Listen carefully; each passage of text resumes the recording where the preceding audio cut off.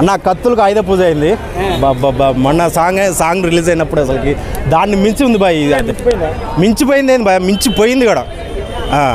స్టెప్పులు ఎక్సలెంట్ భయ. స్టెప్పులు అయితే ఇరగ తీసేసాడు ఎన్టీఆర్ అన్న. పతా కూడా అంటున్నాడు ఏంది రా ట్రిపుల్ ఆర్లో స్టెప్ లేదు గిప్పు లేదు. ఇది చూడండి తెలిసిద్ది. కత్తులకి సాన్ పెడితే ఆయుధ పూజలు ఎలా అవుతాయి అలా అయినాయి చూడండి. అది excellent. Top of the year, ఈ year top of the year song. India world లో నెంబర్ 1 అవుతుంది, గుర్తుపెట్టుకోండి.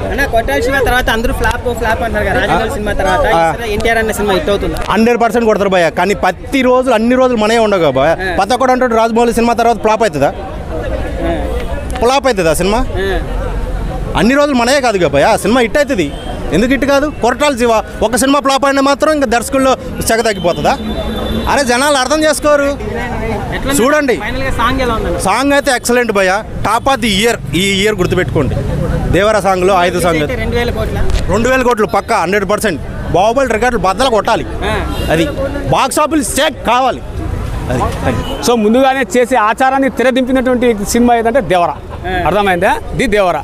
ఆయుధ పూజ అప్పుడే కాదు ఎప్పుడైనా చేయొచ్చు అనేటువంటిది ఈ సినిమా ద్వారా. సాంగ్ అయితే ఇంకా ఆయన మన వేరే ప్రపంచం అని చెప్పినారు కదా. నిజంగా మీకు ఇంకో విషయం చెప్తా, వేరే ప్రపంచం నిజంగా చెప్తున్నా, ఇంతవరకు సీ బ్యాక్డ్రాప్లో రాలేదు కదా. ఆ చూడండి ప్రపంచం చూడండి. నేను షూటింగ్లోకి వెళ్ళి చూసా. ఒక ఎక్సలెంట్ అన్న సాంగ్. నువ్వు అంటావు మరి నా ఎక్కడైనా మిస్టేక్స్ ఫైండ్ అవుట్ చేద్దాము కూడా లేకుండా చేసినాడు సాంగ్కి. ఆ విధంగా చేశారు. అండ్ ఓవరాల్గా రాను ఇంకా యంగ్ అవుతున్నాడు. యంగ్ టైగర్ యంగ్ అవుతున్నాడు. కానీ తప్పిస్తే మన ఆయన స్టెప్పులకు మనం జడ్జ్ చేసేంత కెపాసిటీ మనకు లేదన్నా. అర్థమైందా? మనం ఎందుకంటే నాకు డ్యాన్స్ కూడా రాదు. ఆయనకు ఇండస్ట్రీలో డ్యాన్స్ చేయగలిగిన వ్యక్తులు ఆయన ఒకరు ప్రముఖులు.